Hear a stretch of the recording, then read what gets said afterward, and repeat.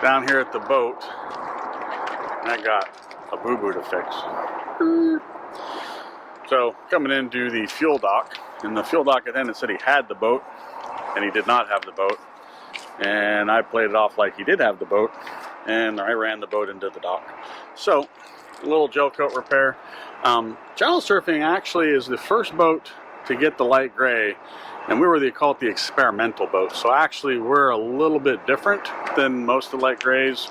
We're actually a platinum gray. We're the only one of its kind, so I had to get the custom paint from the factory. I was very appreciative of them to do that. So we're down here at Dagmar's, and I brought with me the big guns because I do not know how to do paint. So we've got Bryan over here, and he's going to show us how to do this repair. And we will start as soon as the forklift drives by.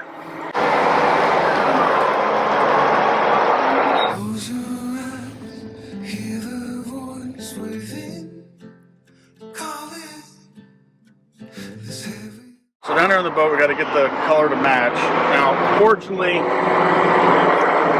for me, I went back to the factory and I asked them for a pint of the color that's on my boat. So Channel Surfing is light gray. We were the very first boat to get light gray. So call us the experimental boat because we're actually a different shade. It's more of a platinum gray, and we're the only boat that got that color. So if you put Channel Surfing against any other light gray boat, they will look a little bit different. But anyway, I went back to Ranger Tug, and they were courteous enough to give me a pint of the exact color for the boat. So we don't have to do the color matching, but Bryan's going to talk about how he normally would color match gel coat if you were to do this on your own boat. Yeah, thanks. So yeah, it is fortunate that we do have a quart of color match gel coat. And that may not always be a luxury that when you're watchers, has afforded to them. Sometimes you're working with a boat that has some UV exposure, and so that will change the color of your boat. So if you were lucky enough to get a quart from the factory, it may not match anymore if your boat is 5+ years old. And it kind of depends upon the quality of the gel coat, where you're storing the boat. If it's undercover, away from UV light, well, you're probably not going to have that problem. But most of us are outside under the sun, and so colors will change over time. If you have that luxury of having it color matched and it does match, then that's great. Otherwise, I think your second choice is going to have a professional color match for you, and it's something that I could do. And you might have a fiberglass guy in your area that could do it for you. The color is important because even if you get every last thing perfectly right, all the fairing, the bodywork, your fiberglass repair is great. You've sprayed it well and it's flat and it's even and you don't burn through as you're sanding. If the color's off, the whole thing just screams at you. I'm wrong. You really want that color to be right. So, and it's unfortunately the last thing to present itself, because as you go through all that work, you won't realize it's wrong until you are at the buffing stage, because you can get it really close and have it still be off. So, just put a lot of emphasis on the color. Have a professional do it if you can. If you want to do it yourself and have the patience, like we do, because we enjoy working on boats, then this is where we're going to begin to talk about things that you're going to be interested in. So in terms of pigmenting your own gel coat, right here I have a pigment set. In this set I have a dozen different pigments, and most of them you're not going to be seeing very often. As we know, most gel coats are white, right, or some off-white or cream. I do get into some more exotic colors, and these can be used, but it's exceptionally rare. Most of the colors that we're going to come upon are covered in yellow and black. I'm going to say 80% of the boats out there, yellow and black will probably get to where you want to be. I'm going to say the rest, let's say 10%, are going to have an additional color, and that's red. Red oxide will be added. You'll know that you'll need it when you simply can't make it work with these two. And you'll actually see, once you get the amount right of yellow into your gel coat and black, all of a sudden it almost cancels itself out, and all you're going to see in difference from your gel coat color to your wet gel coat that you're trying to match will be red. Your eye will see it when everything else is in harmony. It'll just suddenly, it's red. And so trust that instinct, and that's where you add this one. But it is kind of a minority of boats. I'm gonna say 10%. And so Sulo green, you know, some of these more exotic colors, you know, are going to be those last few in terms of pigmenting. So are you mixing 3 colors and then 4 colors, or are you always mixing like the 2 and then you add a third? Most of the time you're going to be doing these 2 until you need this one, if you need red. And then very rarely you'll come upon these more exotic colors. And I'm just kind of showing the green as an example. But you can get into light chromes, green, you know, really fire engine red. You know, for yours is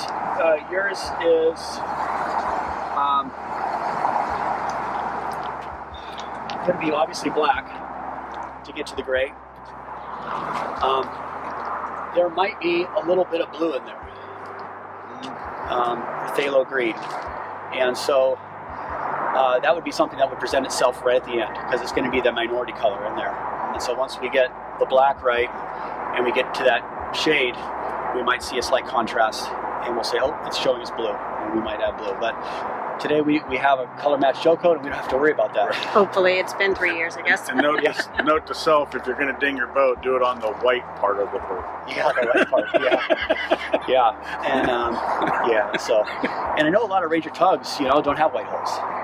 Right? Very few. Yeah. And so that means you're getting into some of the most complex colors, where you do want to get it right. But you know, if you're going to be trying to match those darker colors, and this is kind of the next level, you know, for some of you guys who are really interested in trying to color match, when you're getting into the reds, even this gray, and you get into those blues, you're gonna have to start out with a Gelcoat base that's not white. It's called Gelcoat neutral, and it doesn't have any pigment in it at all. And so you actually add all that pigment to it. If you start with white, you're not going to be able to overpower all that white pigment adding blue. You just won't get dark enough. So you can't start out with a white coat if you're trying to go for those darker colors. And most Ranger tug colors are dark. It is a really dark blue, dark green. There's 2 different shades of red, and one's really dark. Yeah, the Hero Red. Yeah. So I recommend contact Ranger Tug if you're doing a Ranger Tug color. Yeah. And get a quart, even if your boat's oxidized. You get that, and it'll be a good starting point for you. And then you can tint, lighten or darken, depending upon what your hull needs. From there, be a good base for you to start with. Or you can go to Kevin at ceramic coating and then have it all buffed out, get all the oxidation off, and then the factory color would probably match. Yep. Yeah, absolutely. Yep. Well, cool. Let's get started. Okay. So this repair is something very common. This is what you're going to see most of. I mean, 90% of the nicks and dings in a hull are not punch throughs. They're small gouges and stuff from docking accidents. This one, the first thing you want to do is you appraise your scratches or chips. Is how deep are they? You know, because if they're not through the Gelcoat all the way, if they're surface and pretty shallow, then you can sand them out. And so, you know, wet sanding is an art in itself, but you know, depending upon how deep they are, if they're shallow, try sanding them out first. The grits that you want to start with sandpaper be something like, you know, maybe 220, probably the most aggressive. Use a block, a hard block, as you do it, so you're not digging in, but you're reducing that thickness of Gelcoat over a larger area. And then you know, use a little bit of water. It helps clear your sandpaper at those finer grits. Go 400, sand the 400 scratches, 800, get up to 1200, and then buff it out with a heavy compound. And that can remove a lot of these things. Like, you know, this for sure I could buff out. I could sand and buff that out. This is getting a little deeper. And so I could sand this out, but we would see a slight undulation after it was buffed out, you know, unless we really blocked this whole area. So this one is so deep that it warrants just doing touch up on. I'll leave this one. This one we're going to add Gelcoat to. This one certainly you're going to see cracking and pitting here. a little bit of porosity. We're going to grind that out with a Dremel. That's going to require us just to clean it up a little bit with a Dremel bit. This one is nice and shallow too, and I think we'll add a little bit of Gelcoat to that, but it's pretty shallow. So yeah, first step is to remove all of the contaminants and wax from the surface here. And so, you know, acetone is a great product for that.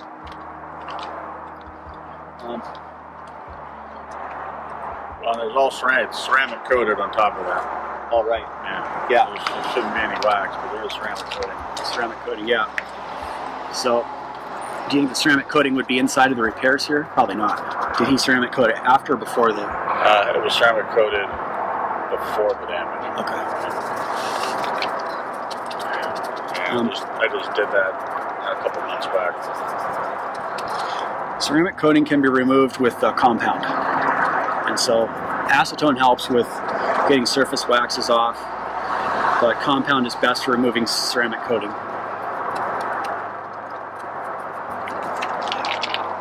So I'm going to check to see if I've got some compound. I had some and I think I took it out of my kit. But I think we're okay, like I said, because the damage in there, the damage was done after ceramic coating, so I don't think we have any ceramic coating in there. So, next step is, where necessary, grind out the cracked and broken Gelcoat. And so, less is more with this. As you're doing a repair, you want to keep your repairs kind of as small as possible the whole way. And so, you know, you might think, well, I might as well just grind this all the way down to fiberglass, but no, just chase where you see fractures and fissures and cracks, and then stop. You don't need to go any deeper than the damage goes. Yeah, so begin here.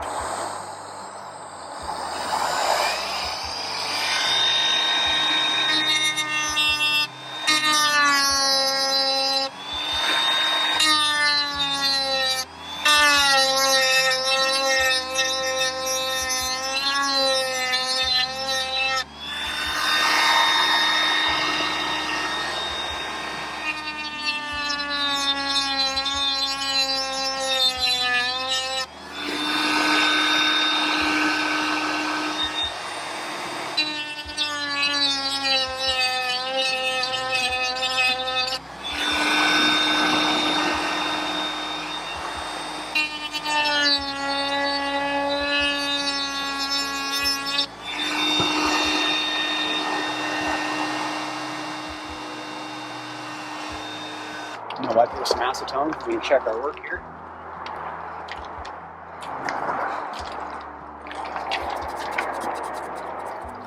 I need to get me one of those cordless Dremels. Yeah, it does help. So, we're making progress here. I still see a few remaining cracks here that go into the fiberglass, so I'm going to continue to grind here. Thanks.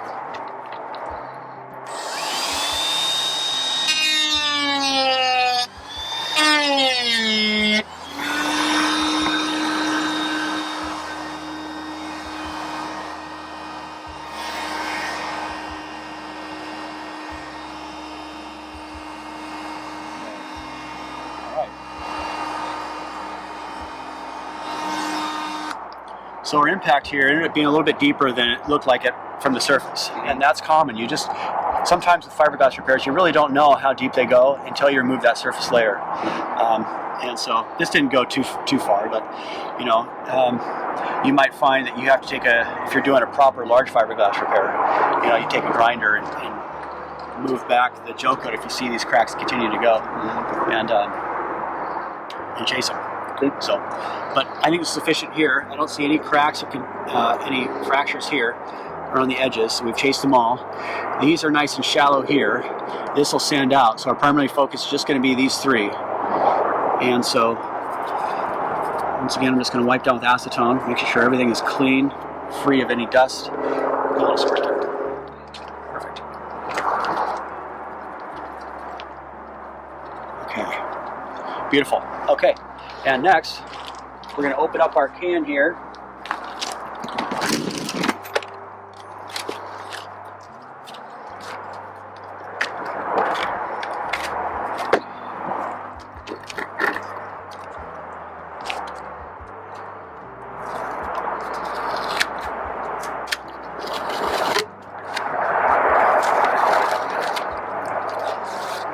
Hopefully we don't need all of that.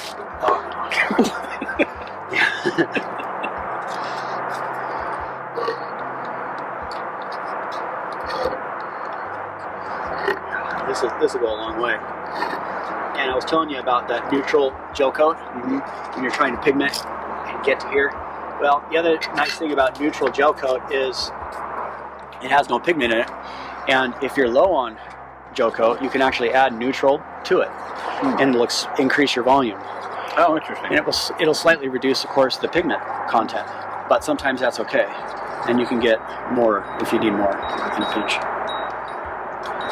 It's also important to mix your Gelcoat thoroughly. Gelcoat over time can settle, resin can come to the top, and the pigment goes to the bottom. And so you want to make sure you mix it really nice and well. Okay.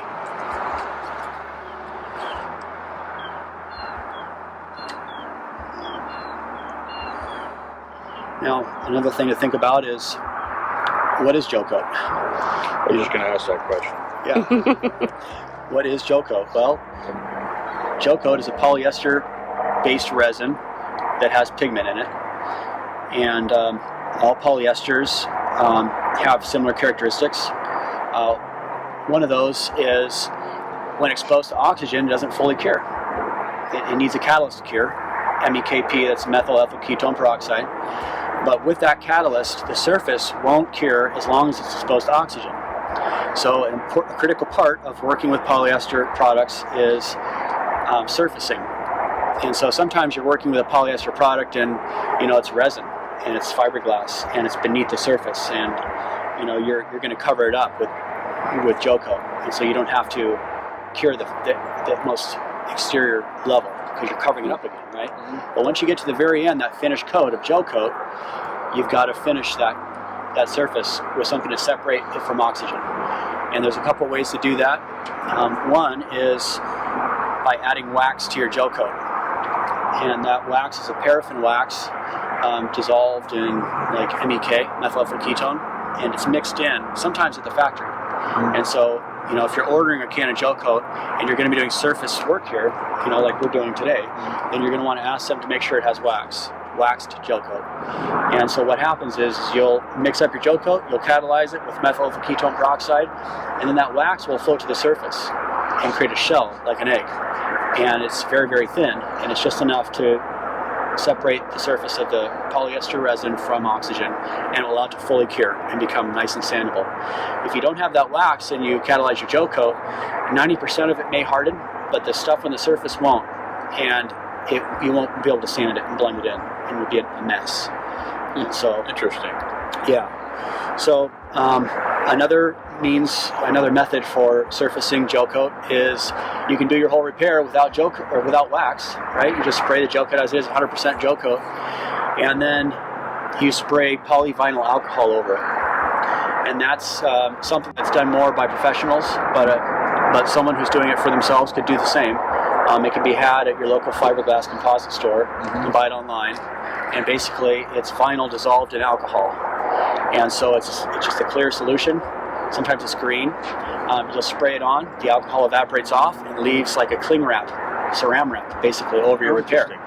And you can either peel it off if it's thick enough, or you can just wash it off with water. It's water soluble, washes right off. And so that's another means to surface things. Or you can just use tape on really small repairs like this. Clear plastic tape can be used to separate the surface of that Gelcoat from oxygen. Some people use cling wrap or anything plastic, very thin, can be used to separate it. And so we'll use some tape today, and it's simple and easy, and I can tell from looking at this Gelcoat that it does not have wax in it. And so that's how we were going to do it, because I didn't want to put wax to that and ruin the rest of my pint, because I want to hold on to that in case I hit another that's why I dog. brought little wax cups. Also, these solo medicine cups are great for doing Gelcoat repairs. So some of the solvents that we use in Gelcoat will actually eat away at the red cello cups and those types of plastic cups. They don't hold acetone, they'll eat right through it. And so you want something that, a little plastic mixing cup is fine. These little wax cups are great because they give you measurements. And a lot of what we're about to do is chemistry, because we are catalyzing this gel coat and we're doing it by volume.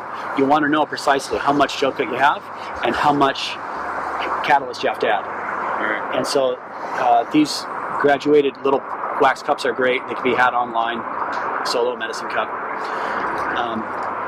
And so that gets us into some of the chemistry. We were just talking about wax, talking about gel coat, talking about catalyst. Well, how much to add or what, right? How do you do this? Well, the smallest unit of measurement I like to do when it comes to gel coat is 30 milliliters or 1 ounce. And that's just because it makes it easier to do these measurements we're about to do. So for 30 milliliters of gel coat, you want to catalyze with 2% methyl ethyl ketone peroxide. And so by volume, that equates to about 15 drops. 15, at the most 20 drops. And that'll be at 2%, and that's pretty much standard. You can go up to 2.5 or maybe as much as 3% catalyst. And so doing the math on that, you're looking at maybe 7 additional drops. So 22 drops to go up to 3%. And that might be for cold temperatures. The more catalyst you add, the faster the chemical reaction is going to be, so the less working time you're going to have. So if you're trying to spray gel coat or work with gel coat in a hot environment, if you're in Florida, then you're going to want to be using less than 2%. You might want to drop it down to 1.5% catalyst. And so you're going to be working more like maybe 10 drops of catalyst. And then it'll just give you more working time. If it's 80 degrees outside and you want to take your time, do it right, you don't want this thing to kick off and start smoking in the cup, So. And I don't know how we got so lucky today, because it's December, end of December, and it's 62 degrees outside. So these are optimal conditions. If you're working in a place that's not optimal like we have it today, you're going to want to make sure that you're dry, and not just in the moment you're doing the work, but while it's curing. And you're going to want it somewhere where it's preferably warm. And so, maybe a garage, or build a tent, and just be real careful with heat lamps, and a little bit of heat gunning can help out a lot. Yeah. When it comes to the wax, that is 5%. So if you're going to be adding wax to your gel coat, do it 5% by volume. And so, yeah. Cool. So that would be 1.5 milliliters if we're doing 1 ounce. Yeah. So we are going to be not surfacing with wax. We're going to be using tape. So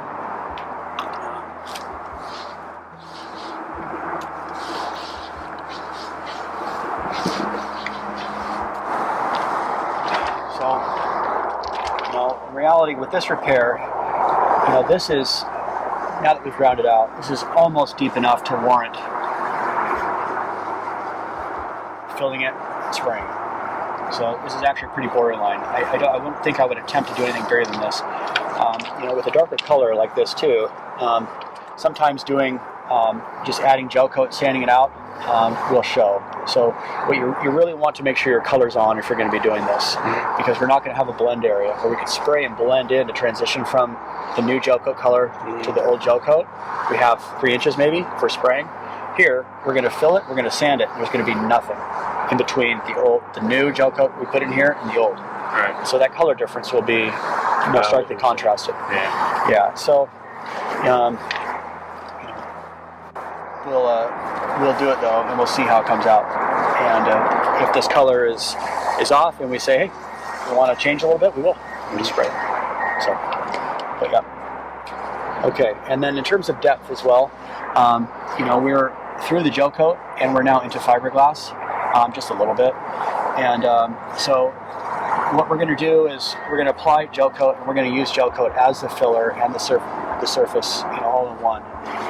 But again, if you're going to get much bigger or deeper than this, then you need to do some body work, which means you're going to need to be using some composite materials, whether you use a filler or get a little bigger, you start to use some glass fabric and resin. You'll sand that down, and then you'll be spraying gel coat. So this is right on the edge of doing what we're doing here today.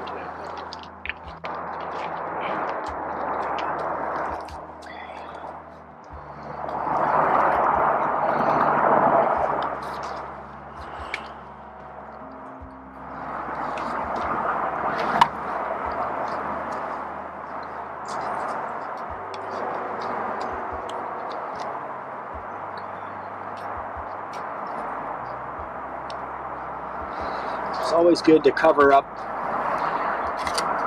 your gel coats while you're not using them. That way you don't get contaminants in there and you don't have solvent off-gassing out of there.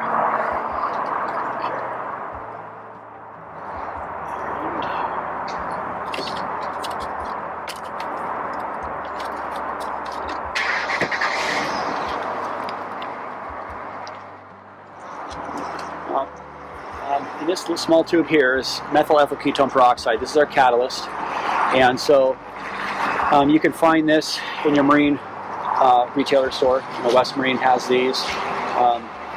Certainly buy it online. You can't buy large quantities online without a special hazardous shipping. So oftentimes you'll have these small containers. There is a little bit of a graduated scale on the side of it. They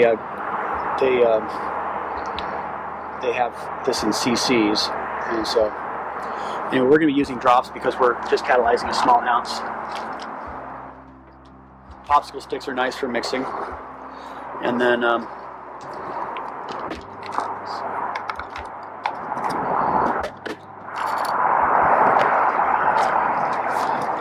because it is a hazardous material, you do not want to get this on your skin. Basically, it's transdermal. It goes right in your bloodstream and then right to your liver. Wonderful. Yeah, and you can smell it and know that this is not the kind of stuff you want to be lathering your fingers and arms with. So they send it to you sealed, so you can put a slit in the top here, and then that'll be a good place for us to squeeze out a few drops.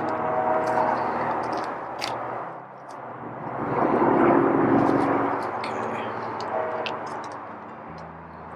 1, 2, 3, 4, 5, 6, 7, 8, 9, 10, 11, 12, 13, 14, 15, 16, 17, 18, 19, 20.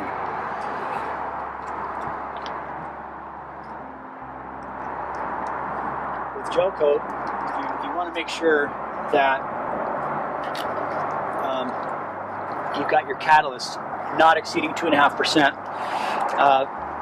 For a couple reasons. If you over-catalyze, you can darken the pigment, and that throws your color match off. If you over-catalyze by a lot, then it'll actually cause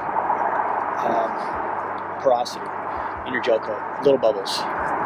And then those, when you're sanding, you'll begin to see those cavities. It's like almost a cavity in your tooth, and it'll be all the way throughout your gel coat, and it's not fun.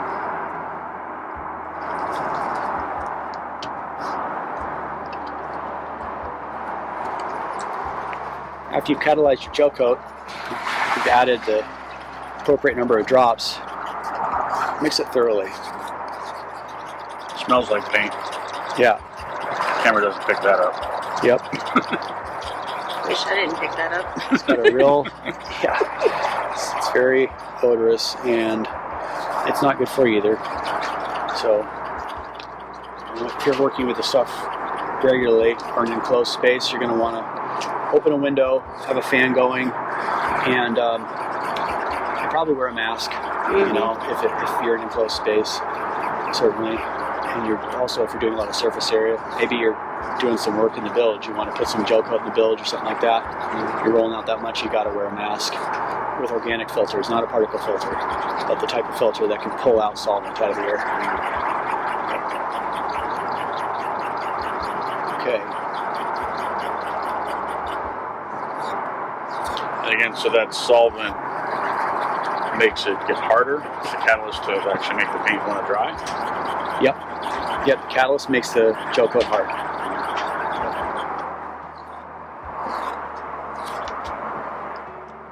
That's good. Gel coat, as you add that catalyst, begins to have a chemical reaction that produces heat, and so you might feel the cup get warm. You might feel it get actually pretty hot.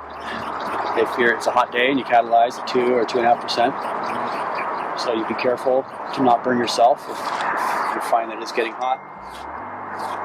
Make sure to be conscientious about the fact that the chemical reaction going on here that does produce heat, exothermic, and so you don't want to set this on, just set it on something hard and firm, something that can't be damaged by heat. I've had plastic cups have the bottoms melted out.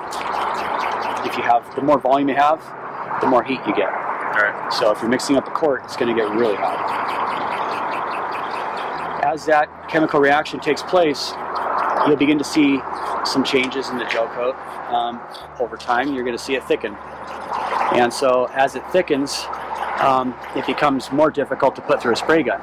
So if you're spraying, that is what your challenge is because you've got a time clock. Right. After you catalyze, get it in the gun, get it on the boat, because it'll thicken to the point where it won't spray appropriately and cause a big mess. And if you're applying it by hand like we are, then actually as it gets thicker, it actually becomes easier to work with because it becomes less viscous and it will hold its form and shape as we apply it. It'll be more like a putty. And that's what we call stage B.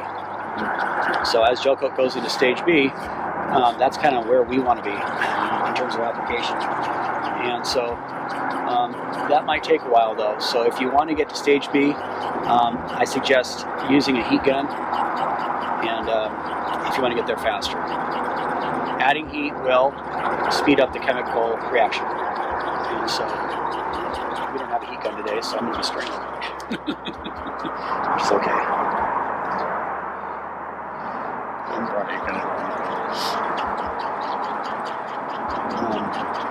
We took all that stuff off the boat. You should have left it just a little bit longer. Heat gun? Yeah.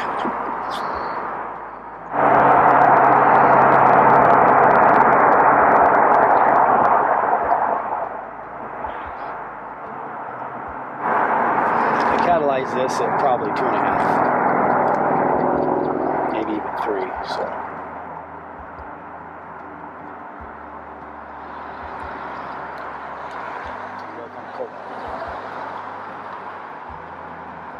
I'm gonna let this sit for a minute.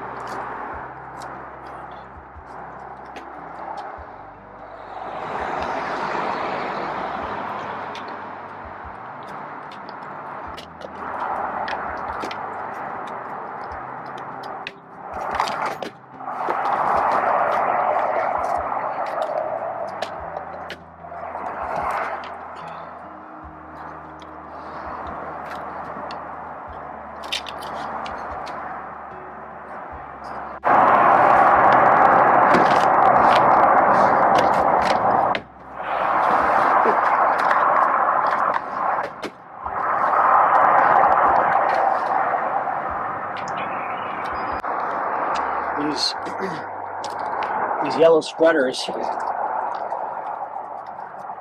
can be nice when it comes to application of gel coat. They're flexible, and so it allows you to lay it on in kind of thin, even applications.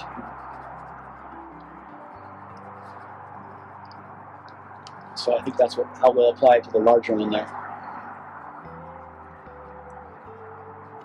And we're going to be skillful in use of our tape. So I'm going to create a little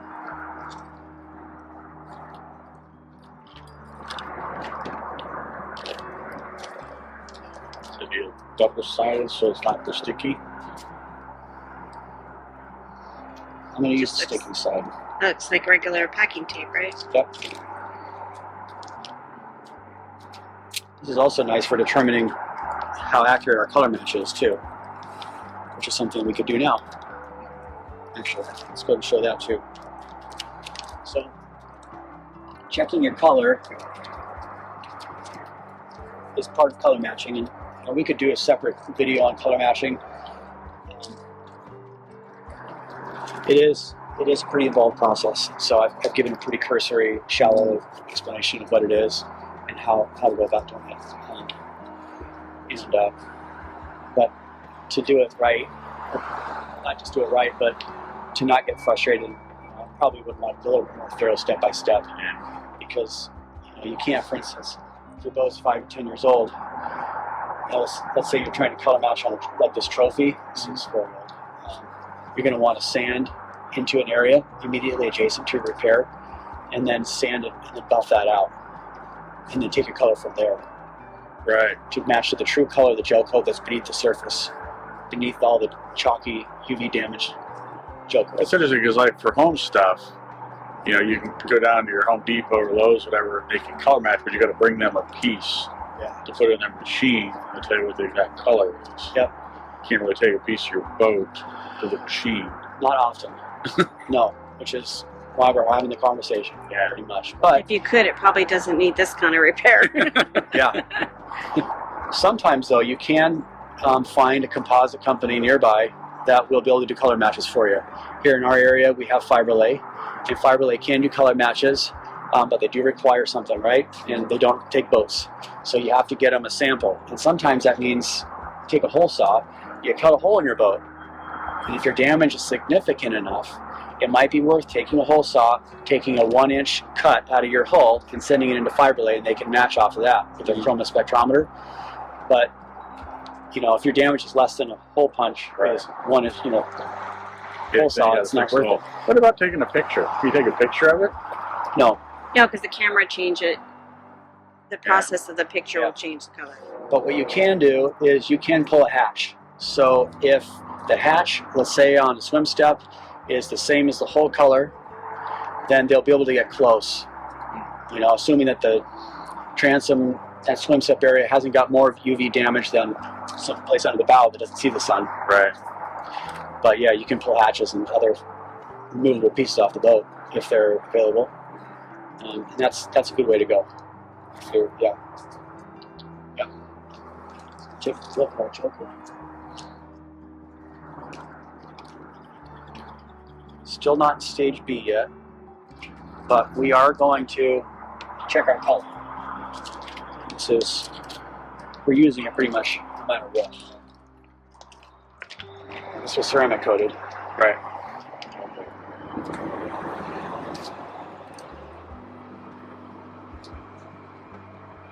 So, when you're checking your color, let's say you get a quart, you still want to check it. If you order a quart from Fiberlay, they're going to have a little sticker on the top of your quart that says, check your color before applying. So that's what we're doing here. Checking the color can be done by simply smearing a little bit on the hull. And that can tell you something. But as you'll see, the difference in the way that the light reflects off the flat surface of your hull and the raised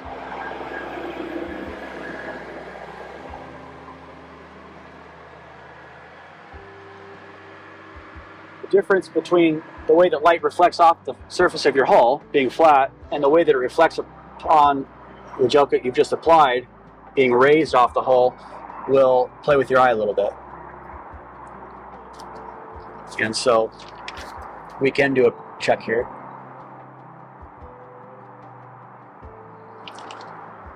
And to me it looks light.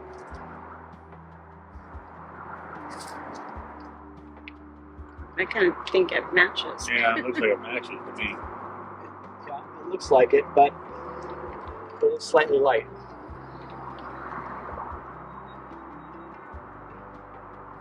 So now we'll apply a little bit under our tape.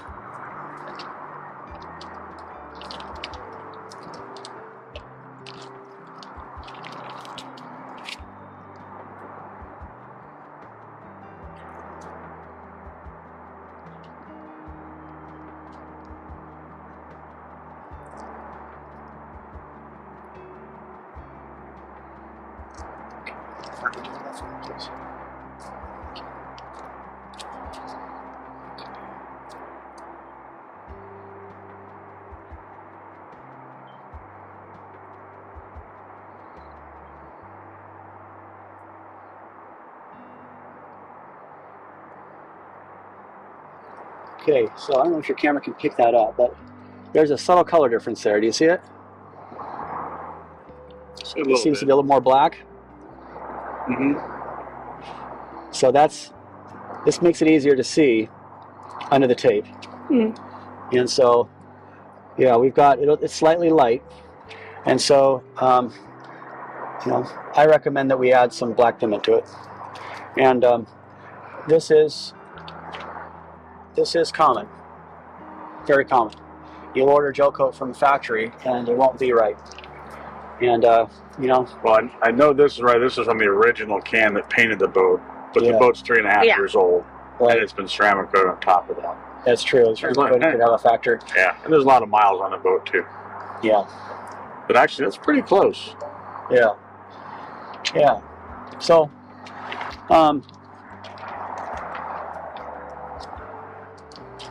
So I think, I think we should add some more. Let's see what comes off the ceramic coating. Usually I have to take solvent over. Look at that. Man, that ceramic coating is awesome. I'll tell you what. Just took paint off. It usually takes strong solvent to remove all of the gel coat off of fiberglass like that. That literally wiped off with just a rag. There's nothing there. That's ceramic coating. That's 2 years old. That's incredible. Nice job, Kevin. That's good. Okay. Well, yeah. Yeah, I guess I can see it now more. I'm telling you, just from my eye and looking at these enough, that's a huge difference. But you're the expert, so I'm not. Yeah, I would trust whatever it's night and whatever day. you recommend. Because I don't know how to do this. What's nice is because you don't want to start with neutral and try to get to here. So it's nice to start out this close, right? But yeah, so we're off. We need more black. So.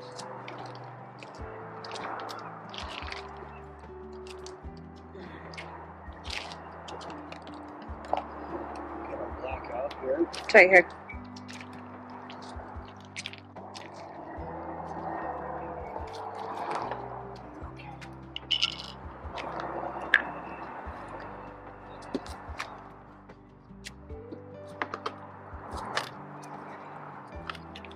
You gotta. Oftentimes, this is kind of the way things go. You just don't know what you've got till the start. And for you guys watching at home, these projects are fun, and if you have the time and the patience to do them, it's nice and it's relaxing. You do it on a sunny day, out on the deck, maybe at anchor, not bad.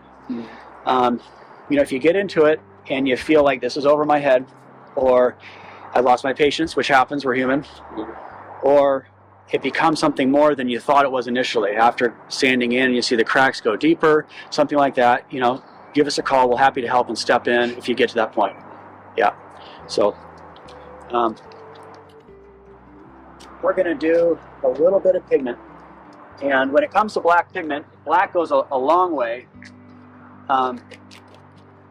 So you want to be real modest in your corrections. One way to do that is by not adding straight pigment, but by creating a smaller container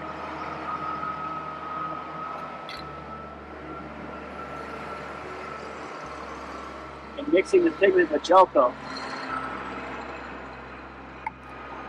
And then we're gonna apply the Gelcoat mixed with the pigment already to darken. So this will be our black. Like I said, black goes a long way. So one drop in that would completely blow it out. We don't want to do that. That's way more than enough there for this application here. Okay. So we'll mix this up here. Watch that darken. Look how much darker that is now.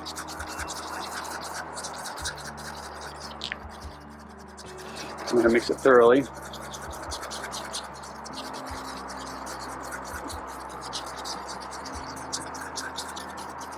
Yeah, a little bit goes a long ways. Oh yeah. Black, goes a really long way. And if you play around with these pigments long enough, you will get the feel for how they behave. And yellow's a bit more forgiving. Black, if you add twice as much black as you need, and it's the second color, right? Let's say you're adding yellow, yellow, yellow, and you finally get enough yellow in there, and that takes you a while. And then you accidentally add twice as much black as you need, and of course, you added this much yellow, and you only need to add this much black to get it right, but you added that much. Well, that's not a big difference right here, right? Because you added this much yellow, that to that black. Well, now, if you got to get that back, walk that back, you've got to add white, Gelcoat. And sometimes you got to add a lot of white to get back that little extra black you added. So your color match increases in volume. Just to try to, too dark, you got to put more white in. Pretty soon you start with a little match like this, then you got a quart container, and you certainly don't want to get to a gallon container trying to do a little dot. So just do small amounts. really small. Work with little cups. If you're doing a little repair. Another thing to think about too is if you are spraying and your color isn't right, you sand and buff it out, it's not right, and you want to redo it, your new repair has to cover the old, which means it's increasing in size. And every time that you have to redo it, it magnifies. Right. You know? You don't want to have a lot of do-overs. Yeah. Could be painting the whole boat. Yeah. Then the color match won't matter. What color do you want it to be? Yeah, exactly. Yeah. Okay. So, that's what I'm going to try not to do right now, is add too much.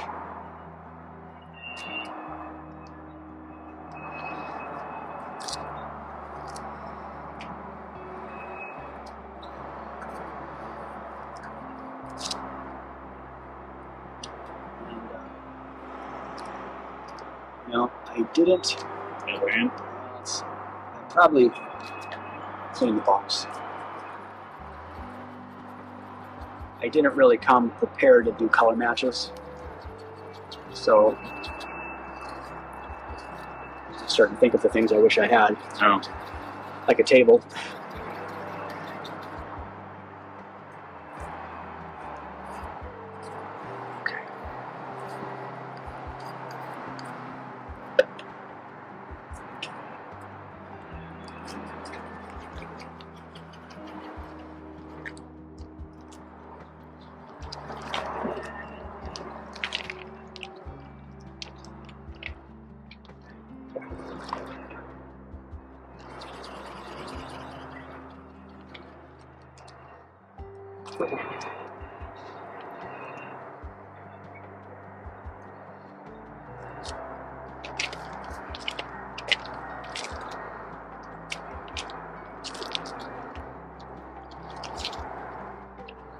For your own curiosity, I mean, the other thing that's important when you're doing color matches is if you're smearing it around in the hull, you certainly want to make sure your finger's clean.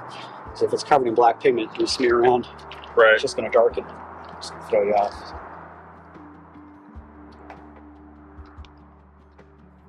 So we're still light.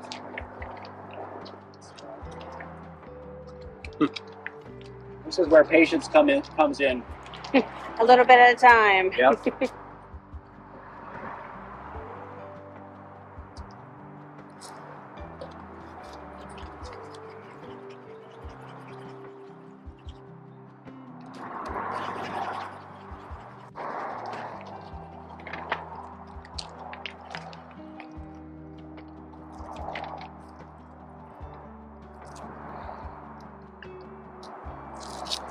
I can see the surface of that ceramic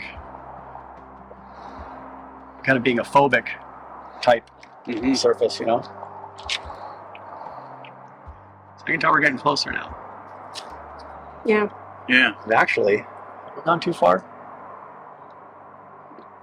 I think it looks like the right color. Yeah, they get matches.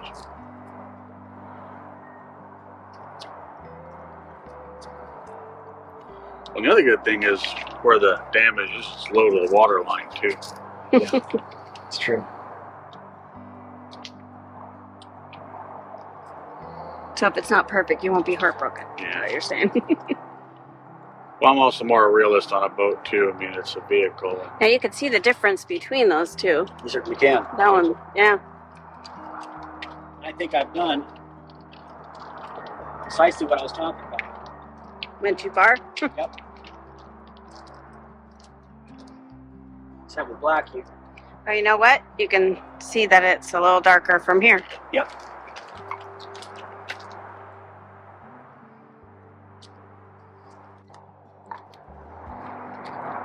Looks like the right color. Come right here. Put your eyes right here. That's perfect for it. See it? You can see it's a little See, dark. it's a little dark. Yep. Yeah, It's darn close, though. it is this close. I guess that's really my. It's right Point between the is two of them, I yeah. think. So Yeah, I had can to- definitely see that. Yeah. And the tape really does help. So We're going to add a little bit onto the tape here.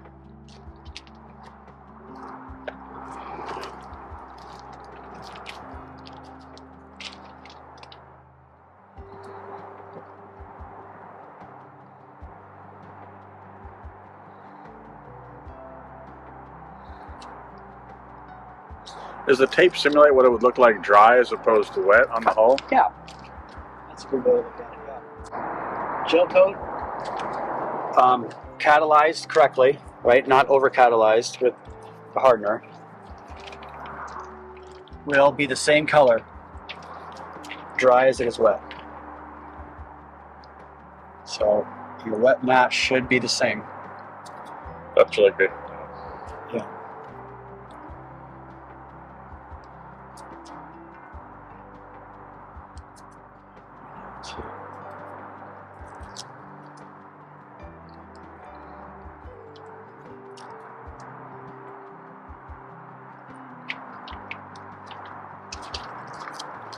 Looks like you matched it. It's a lot better. Yeah.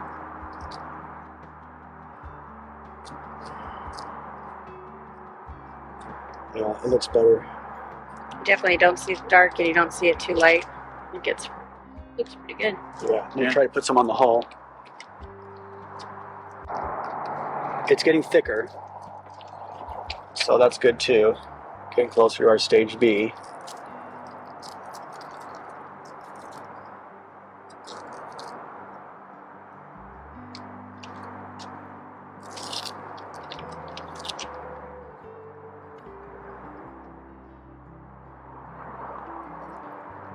That's much better.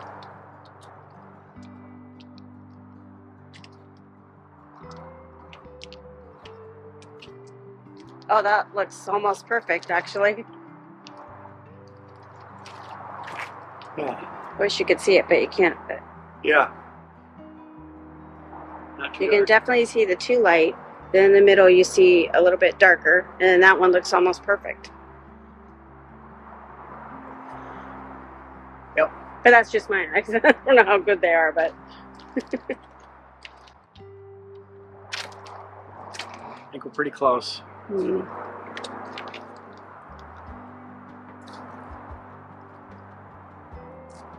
Close enough that we're probably okay with it.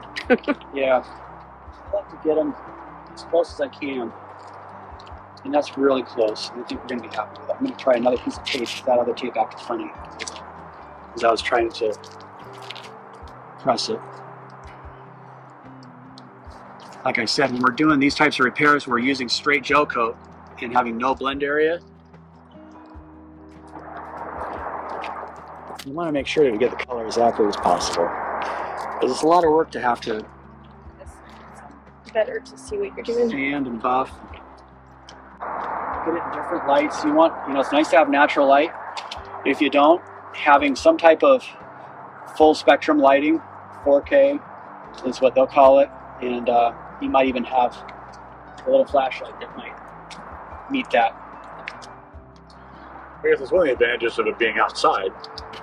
Good. Well, you still get the shadows from the clouds and whatever, so it's But it's better than being in a dark garage. Yeah. artificial light.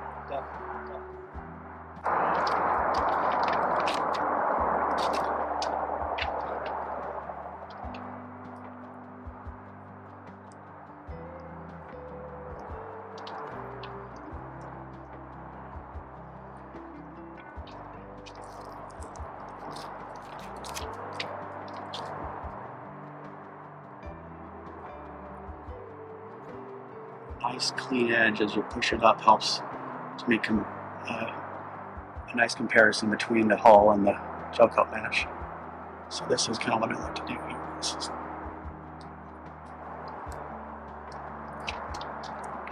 I just covered up with a tattoo. just put a vinyl wrap on this thing. No. You do like a big shark mouth in the front. That's funny. We originally looked at doing That that. would work on a gray too, wouldn't it? All you need is a little bit of red and some white triangles. We almost did that. That'd be cool. That'd be kind of fun because you could take it right off, Make it fun for summer, almost like a theme for the summer. Or being a tug, it could do like tires, round tires. Yeah. Yeah, that'd be cool. I like that too. Yeah, put a few tires on there for the next summer. No. I can turn the heat on the car if you think it would help. Yeah. I can idle and get do that too. Maybe the car idea is a good idea. Ready? Yep. Okay. Back in business. Get you a new battery too. Oh. So, after adjusting our color a bit, adding our catalyst, and allowing it to warm up a bit, the gel coat is now what we call stage B, which is much thicker and is easier to apply. It will hold its shape, and so we're going to do our larger repair here first, and we're going to just dab it in.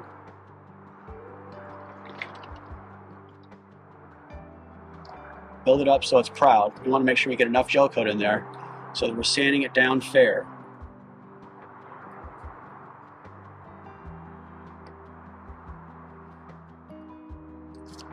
Then we're just going to allow this tape to hold it in place and seal it from oxygen. And then we'll come back and we'll sand that down, all that excess. So don't you worry about that. How long overall does it take to dry? It's all temperature dependent.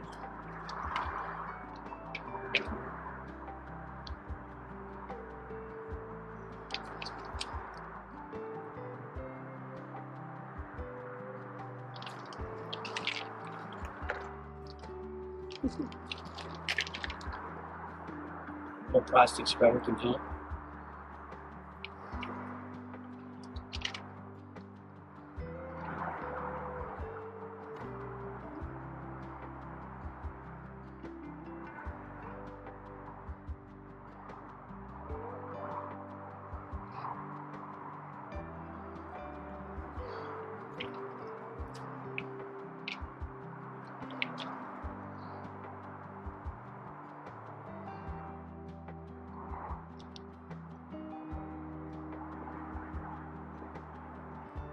I'm trying to take the excess off from the edges, but yeah. Now it's sanded out there. The tape, does the sides of the tape have to be flat too? Um, Oxygen to get in. Airtight it has to be.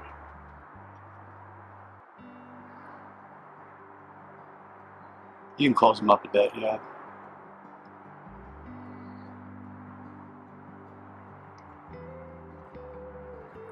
It's good. It's like the color matches. Yeah. And then I'm going to clean up a little bit of our surrounding area. Now for the little side piece, you have to put tape on those too. Yeah.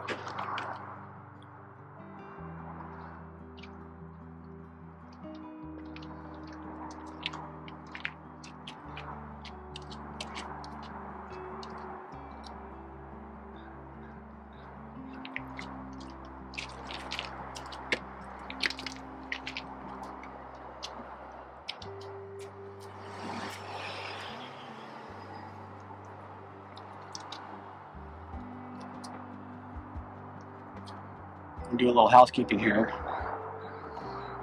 We don't need gel coat in places it doesn't need it to be. All the other stuff just peeled right off. It's like gone. Yeah, no, that's something else. It's 2.5 years in a ceramic coating, and I do the aftercare about every 6 months. Yeah. Ceramic coating is amazing. Yeah. And the aftercare is pretty easy to apply, and especially on the gray hull. The white takes more time to do.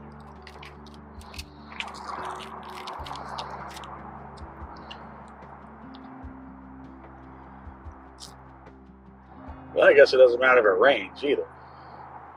It's all taped.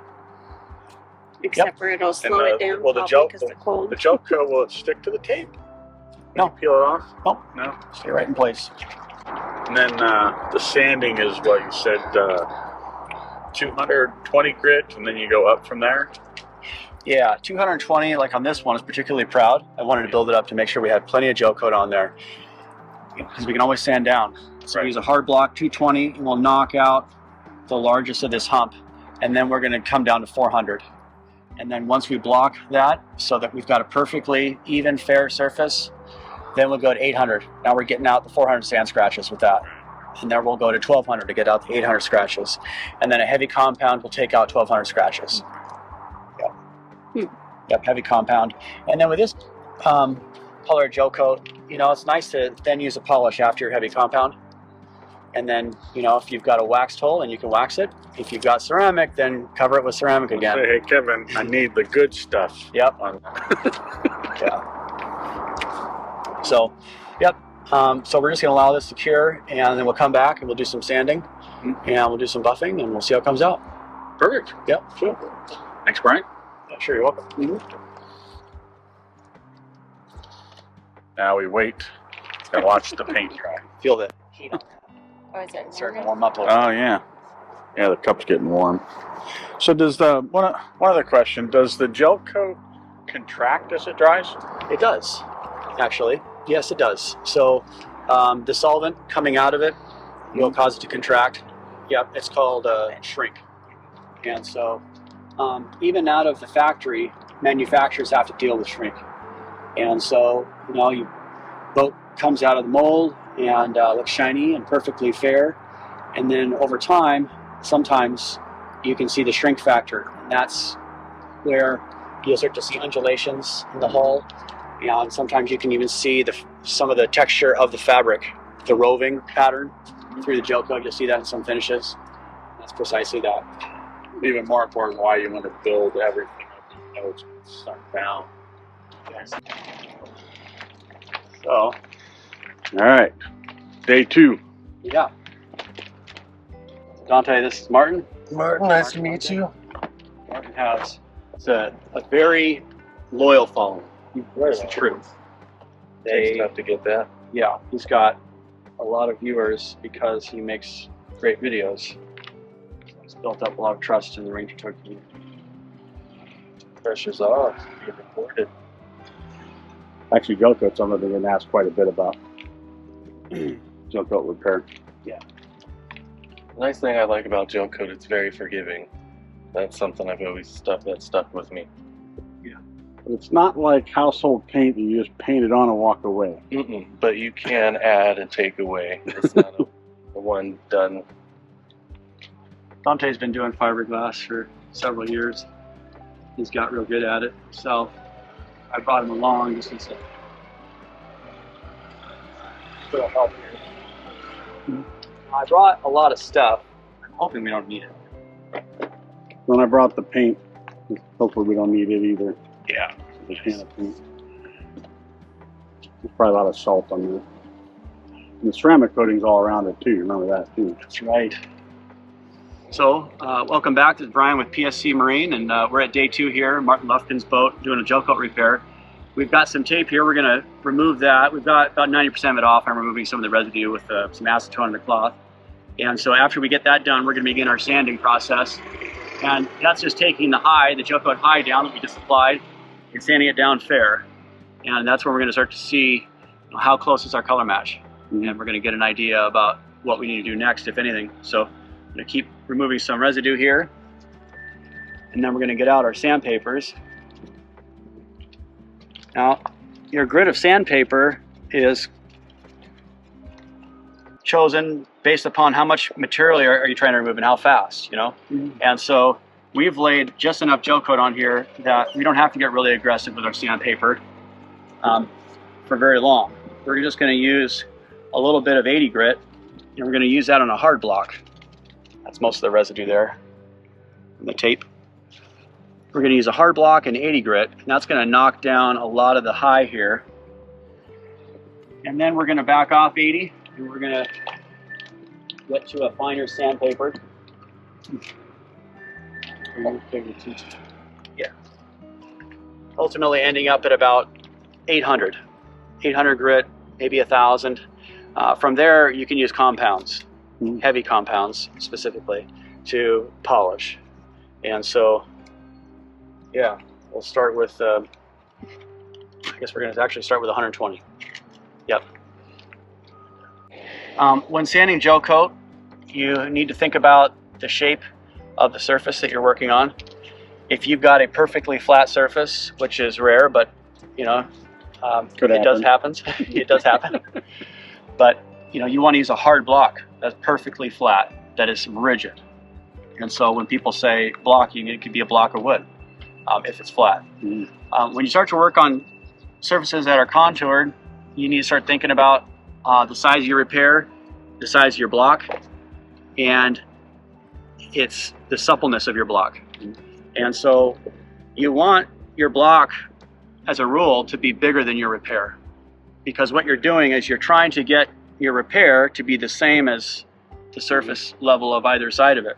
And so you're really like a bridge trying to span as a block across the repair, so that when you become fair, you're riding the adjacent surfaces with that block simultaneously. And that's how you know you're not going to dig a small hole with a block that's too small right in the middle of your repair. Make it bigger. So this one is good because, for instance, this center repair here is completely eclipsed by our block. And that'll help us get it fair. So I'm going to go ahead and start sanding a bit. When I sand, I like to use 90s. And by 90, I mean 90 degrees, vertical, horizontal. And that helps keep our sanding even as well. If we do circles, we can actually, with the granules, dig ditches that are increasingly deeper. And it'll create circles, and you can't sand them out as easily. But when we do 90s, we got a crosshatch of the granules as they go across each other. And it's kind of like the way you mow a lawn, you know, at Safeco Field. They do 90 degrees, and that keeps everything nice and even. If a mower just went around in spiral circles, it wouldn't have the same effect. So we do this so that we get a nice flat surface.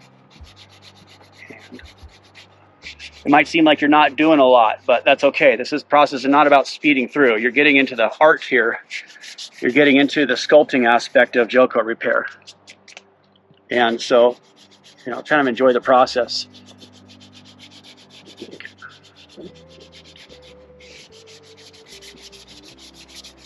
This block I'm using here is pretty rigid, but it is actually flexible to some degree because we have a surface here that is not perfectly flat. And so it's made by 3M, and it does have, if you can see some of that, some flex. So that's what we're using here today. Vertical and a horizontal. Vertical and a horizontal.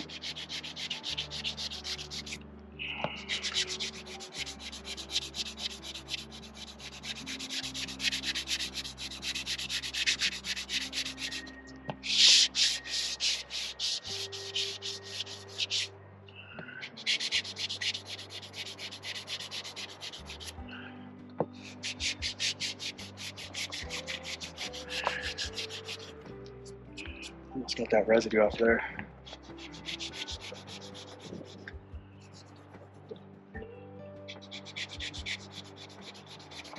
Actually, just looking at the reflection in the boat. The ceramic coating is almost 3 years old. It's held up really well too. I've actually get pretty close here. Okay, I'm gonna just keep sanding. I might just get a little in here with this softer block.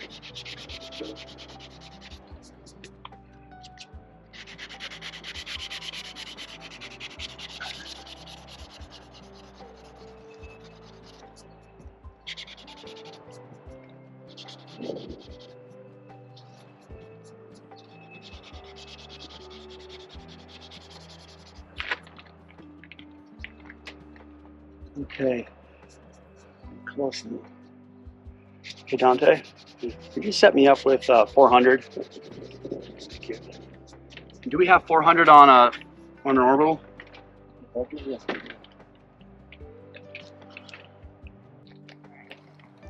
Okay, so we knocked the highs down with 180 grit.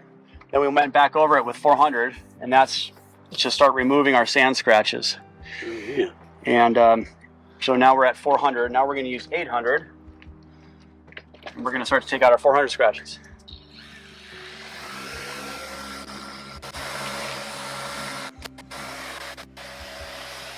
Okay. All right, so now we're at 400, or excuse me, 800. Now we're at 800, and what we see here are some small white dots, and that's what we call porosity. Porosity can develop from air bubbles in the gel coat as it cures. And so when that happens, sometimes it means a redo. We're going to take a look and keep going with our sandpaper to see how it buffs out. But we'll take a look at that in a minute here.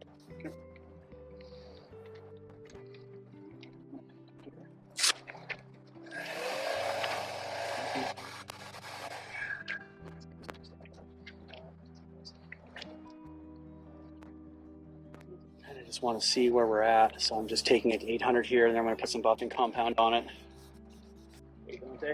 What's that? Did we grab a heavier compound? Yes. Thank you. I got it right here. Oh, nice. Cool. That's good stuff. Thank you.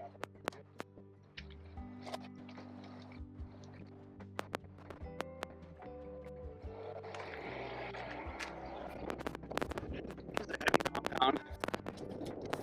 It's going to be used to get out our finger scratches.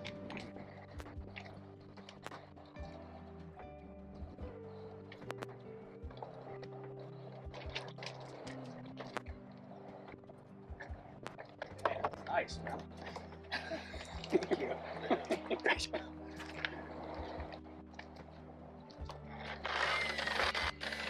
You're doing compound. Might just keep going through the steps. So now we're at the point where we're happy with our sand scratches. We're at 800, and I think that's probably going to be fine enough for us to remove the rest of those heavy scratches with a heavy compound. When it comes to sand scratches and how fine you need to go before you go to buffing, one of the factors is the color of the gel coat. The darker the gel coat, the less forgiving it is in terms of your ability to perceive imperfections.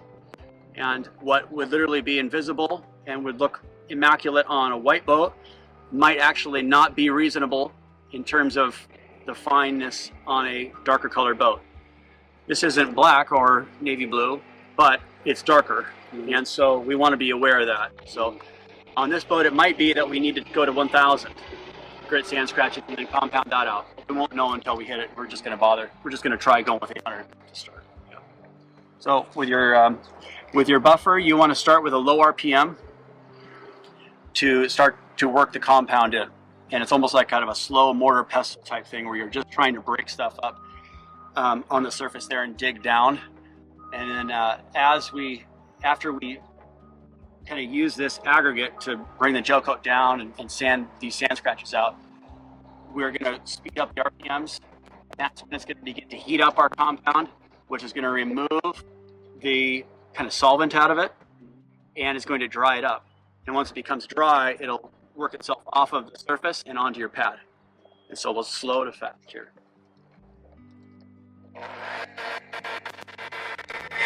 I could just use, again, kind of akin to mowing the lawn. You know, not to be too quick with it here at the beginning. Back and forth.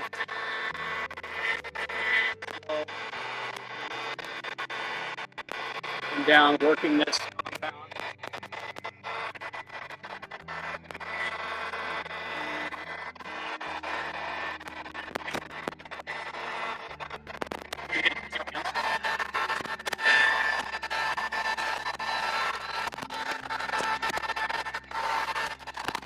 Then we've got a little bit of a dullness, a little bit, but that has removed our sand scratches. The dullness will then remove with another compound. So you come up to a lighter polish. So we'll do that now. We'll get it, make it super shiny with our light polish.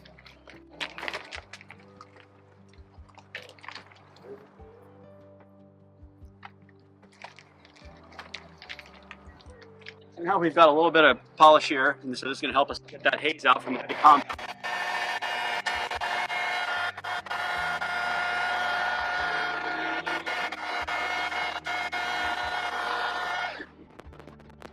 Amazing how quick it goes from looking really bad to looking pretty good. It can be daunting because oftentimes this is where you tell, like, is this going to be good enough? Have the first 20 steps of my project been all in vain? Right. So, yeah, this is when you know. Sometimes you have to buck your workout just to really see if it's good. It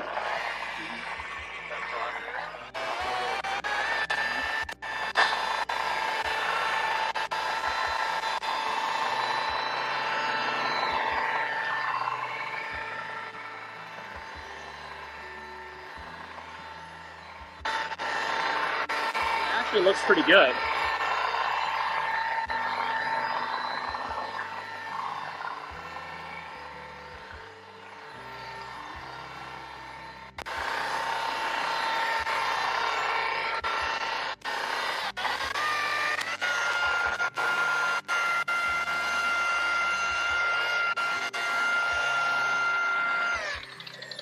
Actually, the repair kind of looks better than the surrounding Gelcoat now in some I ways, was but gonna say, actually, it looks pretty good. I don't know that it's a race. you can see a little bit of porosity there, but structurally it's not a problem. But you know, when you look at it, you can see the texture, which is what we call orange peel from the factory finish.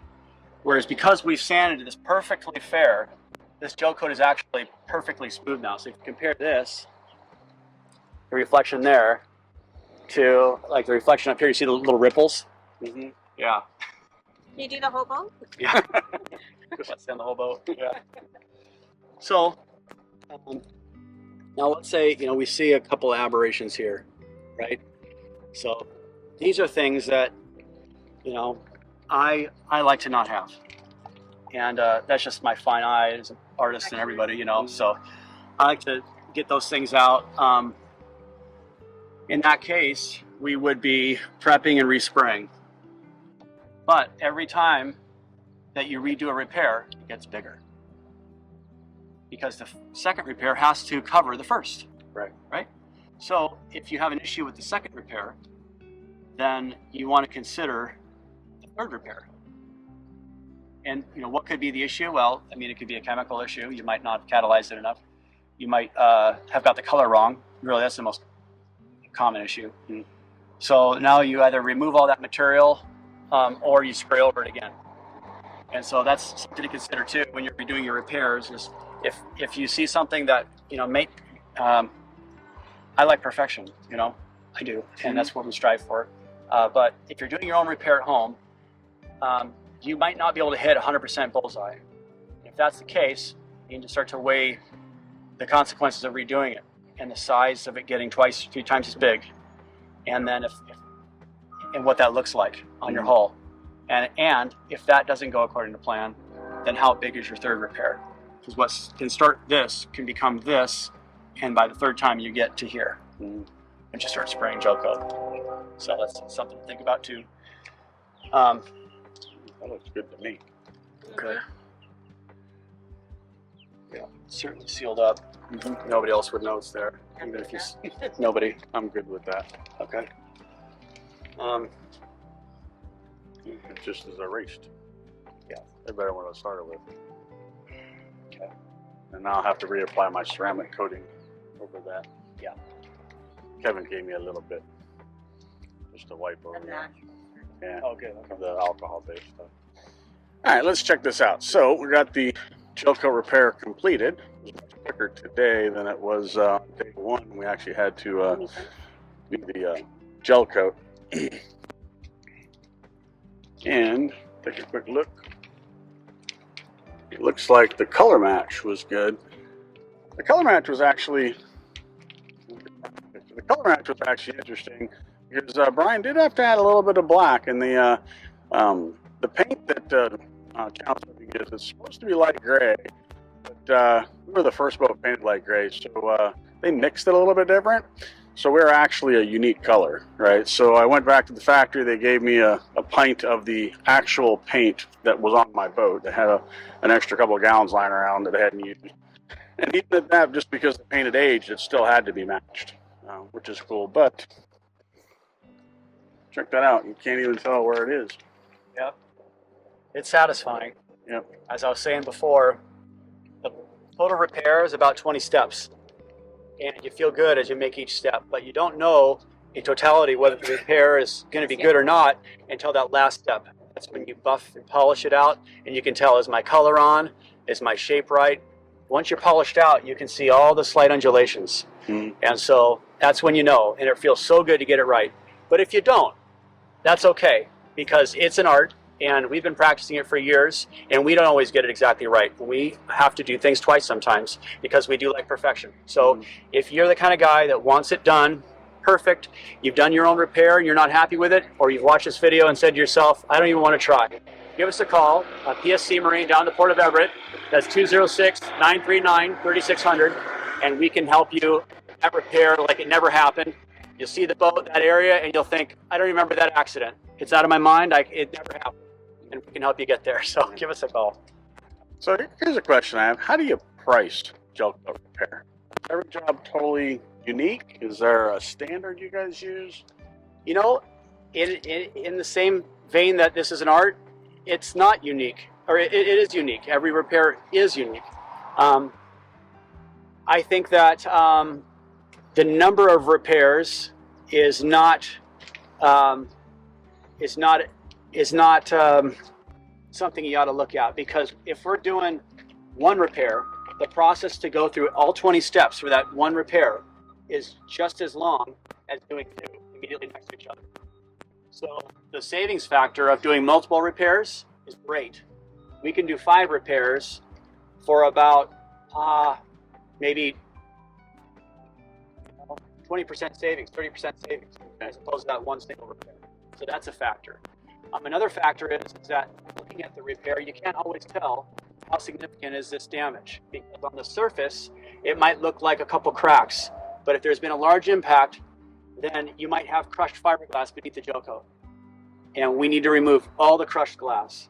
And so you sometimes don't even know how much time is involved in the repair until you get into it, kind of like a surgeon. Right. And so, so really, the way we like to do it is time and materials, but we work fast. Yeah. Cool. Yeah. So if you're looking to get some Gelcoat repairs, I always say, like, you know, you get a new car, that first scratch, right? You're like, okay, I'm gonna wait until I get my second scratch, and maybe the second scratch never comes. Well, hit the fuel dock. That's actually came from. I ran into the fuel dock. So wait till I hit the fuel dock the second or third time, because that's likely to happen. Yep. And then we just hit them all at once. Yep. Cool. Thank you for your time and stuff on this, Bryan. It's really educational. Yeah, you're welcome. Thanks for having us down. And yep, thank you guys for sticking through the video and watching. And you know, I think probably look forward to another episode at some point. We can go over some more repair processes, maybe for structural glass at some point. Yeah, good. And like I said, if you want to get some Gelcoat repair, give Bryan a call at PSC. And if you have any comments or questions, be sure to leave them in the comment section below. Thanks for watching. Great. If you enjoyed watching this video, click the screen to watch another.